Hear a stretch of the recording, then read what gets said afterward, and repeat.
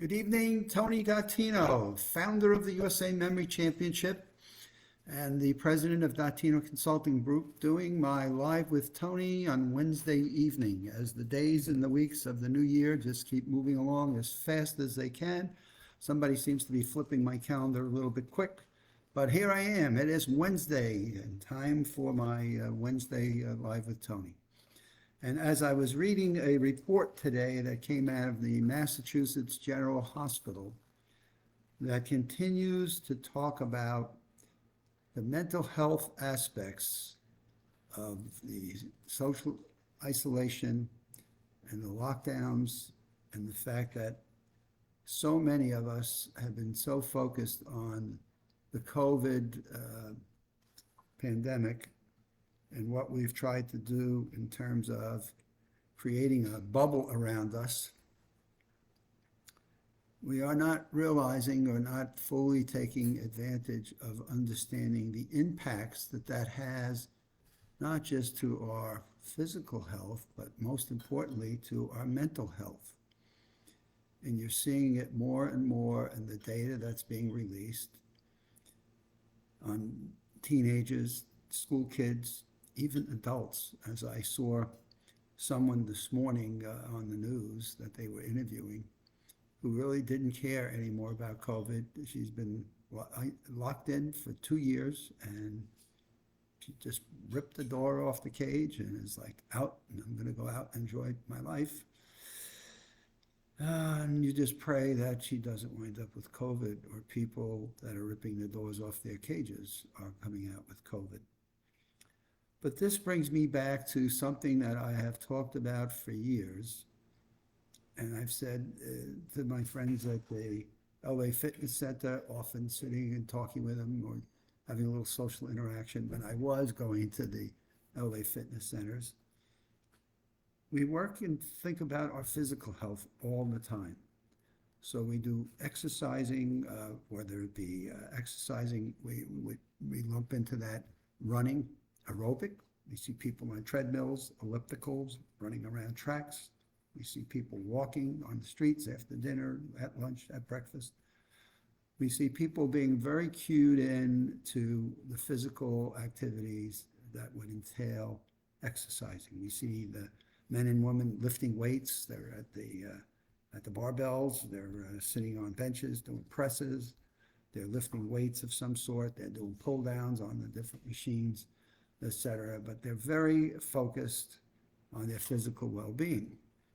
You can go to the studios that they have at the different gymnasiums, and you see people doing yoga or doing some form of meditation, relaxations, and doing stretching and doing things to move your shoulders or move your hips or stretch out your back or do things with your physical body.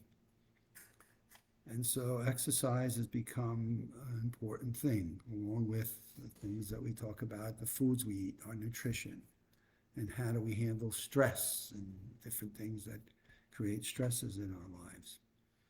But the question I always ask people, what are you doing to address your mental health? What exercises are you doing to generate strengthening of your mental health?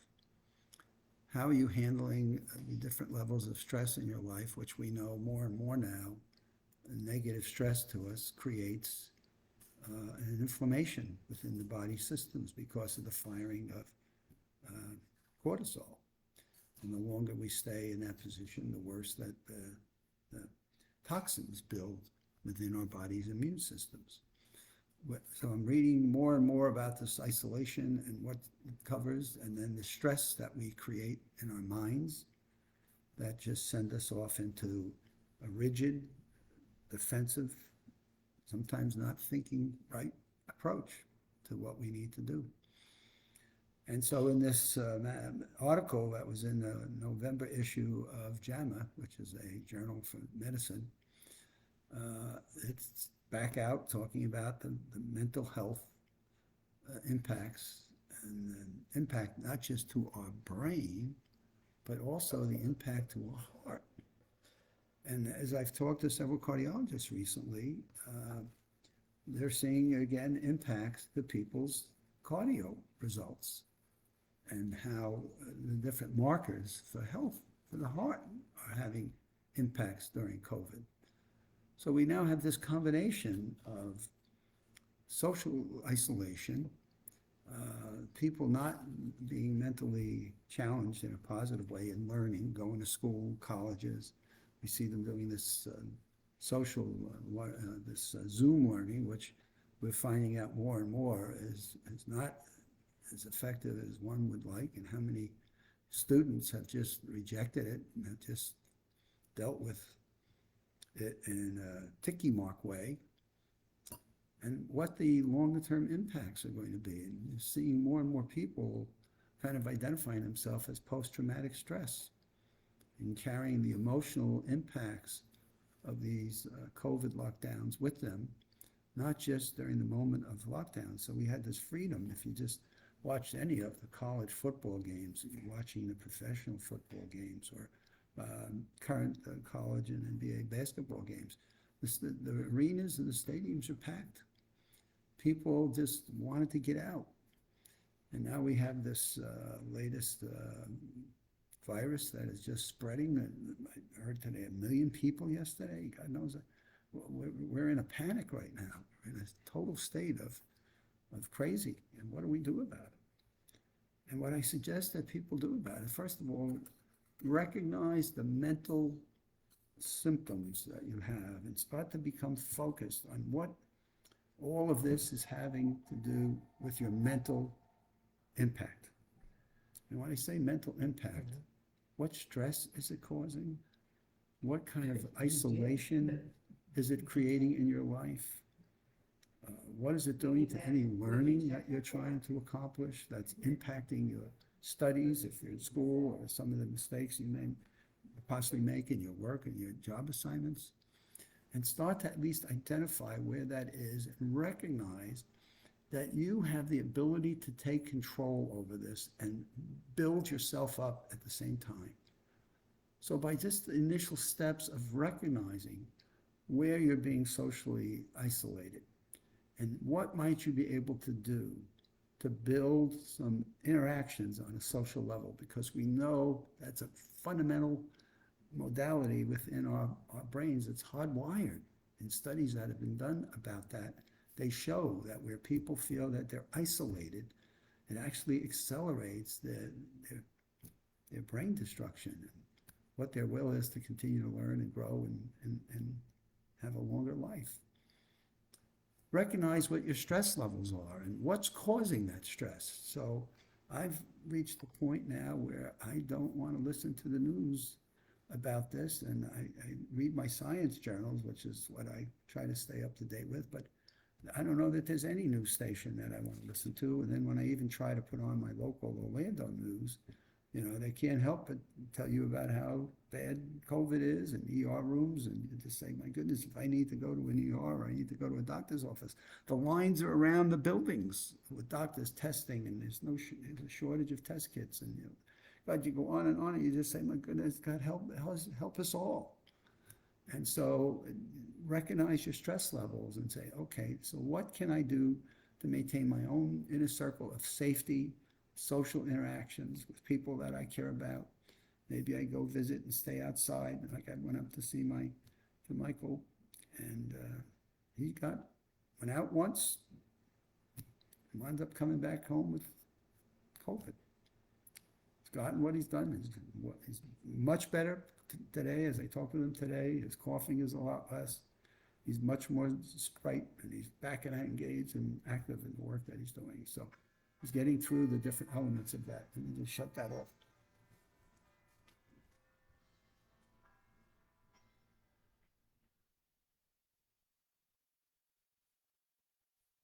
Multiple phones going on here at one time, so I can't keep up with the phones as well as my Facebook.